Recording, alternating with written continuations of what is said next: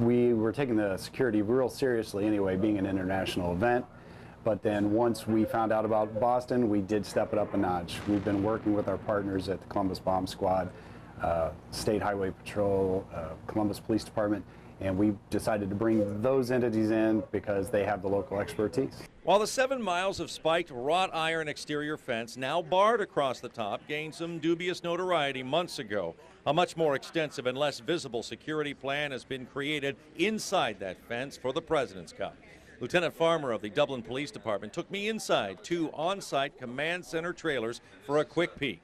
8 to 10 continually recorded cameras with the ability to get extreme close-ups are now in place, up and running. The more people, obviously you look at the Boston bombing, you look for a large congregation of people and different areas where the flow of traffic is going to go. And we just do our best. We work with our partners at Homeland Security and the FBI, and we try to identify possible vulnerabilities, and those are the areas that we're trying to address. One trailer has the ability to tie every single radio communication from all participating law agencies together for quick coordination. And there will even be a state high-tech surveillance plane in the air.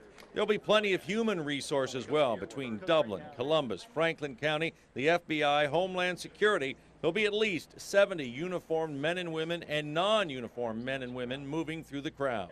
Most of the law enforcement that you will see out here, I mean, we are in uniform. We want to be visual. We want people to know we're here and we're available.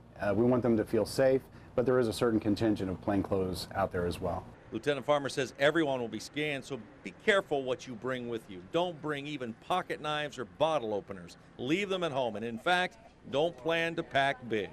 You are limited to a 6 by 6 by 2 inch bag. It's not very big. So don't bring anything with you that you don't want to have to leave behind.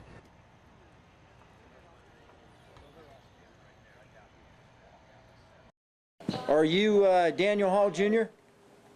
Yes, sir. It wasn't a long court appearance, but a $500,000 bond, and a defense starting to take shape in the death of a 2-year-old girl. From all indications, it was an accident. They had indicated that the child had fallen, and then he had picked the child up and taken him over to the relatives. Investigators say it was no accident, it was murder. Investigators say bath time for 4 kids turned tragic in Hall's hands. The Licking County prosecutor did not want to go on camera today, saying there's an awful lot of work that still has to be done in this case. First and foremost, they're waiting on the autopsy results to come back on that 2-year-old. But we're learning more about that murder charge based on what's inside this criminal complaint and arrest warrant. And a lot of it has to do with what the investigators say the suspect allegedly told them.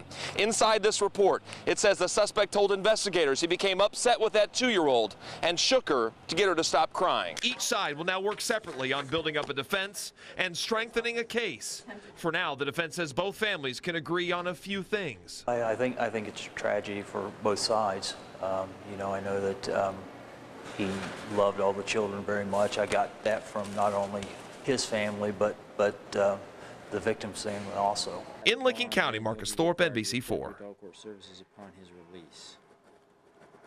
Obviously, I have an opportunity